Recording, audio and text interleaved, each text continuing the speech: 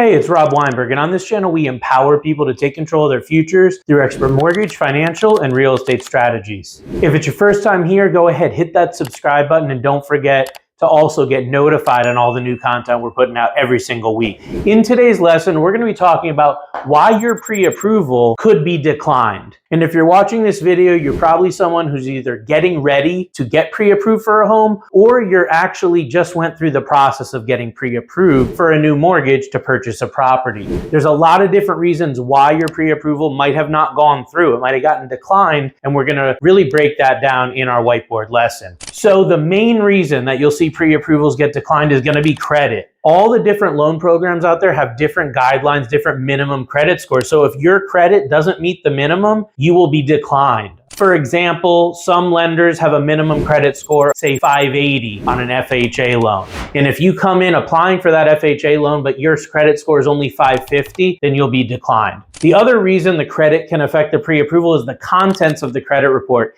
And most specifically, I'm talking about collections, charge-offs, and disputed items that are on your credit. Those contents of the credit report can disqualify you for certain types of mortgage programs like VA or FHA programs. If you have too many disputes on your credit, that can also disqualify you for certain conventional programs as well. So the contents of the report is very important. And if you are declined due to credit, you're going to want to find out from your loan officer or the institution that declined you, what's the reason why you were declined, and figure out a strategy to get beyond that, as we'll discuss. Now, the next reason that a pre-approval could be declined is because of your income. One of the main factors that's looked at during a mortgage pre-approval is your income and how much debt you have versus that income.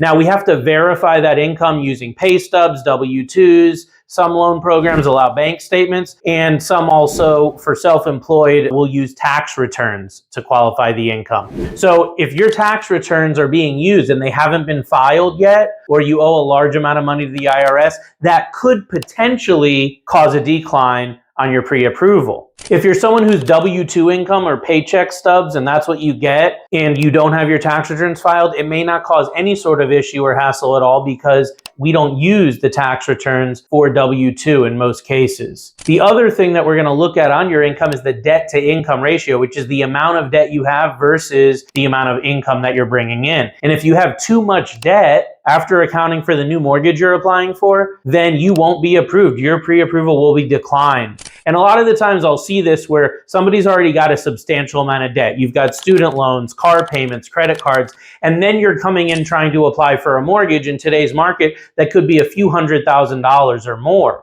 And when we put that new mortgage payment with tax and insurance on top of your existing debt, your debt to income ratio can be well beyond the guidelines that are out there. Generally, for most loan programs, they'll allow up to a 50% debt to income ratio. Some, like VA, will allow quite a bit more with compensating factors. Others, like USDA, will actually require a low debt to income ratio, or much lower. So if you find that your income is going to be the issue of why your mortgage pre-approval is not going through, find out what specifically is the issue. If it's the debt to income, you might be able to look at paying down some debt, maybe getting a cosigner, things like that. If it's the tax returns, then we need to look at what needs to be filed or what needs to be paid in order to get you into a position to be able to get approved for a mortgage. All right. Now, the last item that I want to touch on here on why your pre-approval might be declined is assets. When you're buying a home, you need money to be able to do that.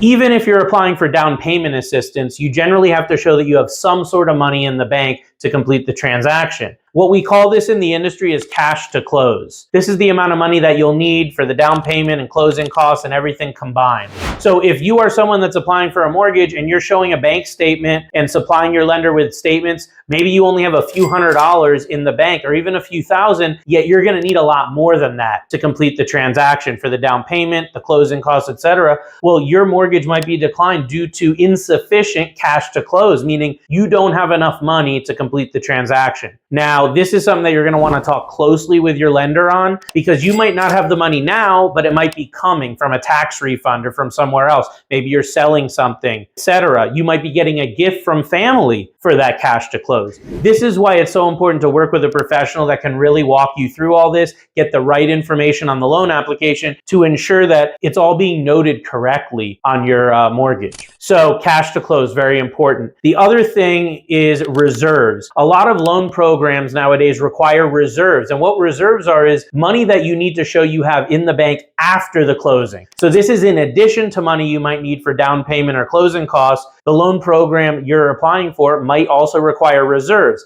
This is I see this the most with bank statement loans, limited income documentation types of loans, or loans where you as the borrower own multiple properties. In those cases, many times they will ask for additional reserves to be able to show you have that. So if you have enough money for the down payment and closing, but you're lacking reserves, then where do we go from here? How do we get this fixed? So this is something you're going to want to talk to your lender about. How much do you need in reserve? What types of funds can be used for that? Most of my clients use investment accounts, retirement like 401k, IRA, or savings accounts for their reserve requirement. So advice and strategy, if any of these issues are plaguing you from getting pre-approved, if these are the cause of getting declined or maybe anything else, you want to get advice from your loan officer. And if you don't trust the person that you're dealing with, then find somebody that can help you, that has the experience and the knowledge to guide you. You need to find advice around why did the loan get declined and what can you do to fix it so that the next time you go to apply for a mortgage and get a pre-approval, that it won't be declined. A lot of the times, this might be paying down a credit card, reconfiguring some things there. Maybe it's saving up a little bit more money to get your cash to close in place or getting a gift from family. In the case of income, a lot of times we'll see a co-signer can be a big help, or just changing maybe something on the next tax return that you're doing, that sort of thing if you're self-employed, that can help put you in the best position to have your pre-approval approved. So I hope today's lesson have given you some good information on insights, exactly what you need to know on why your mortgage pre-approval may be declined. If you're looking for a one-on-one personalized strategy, that's what I do. Reach out to me by call, text, or private message. I can be reached at 860-413-3938. As always, I hope that helps, and we'll see you on the next episode. Take care.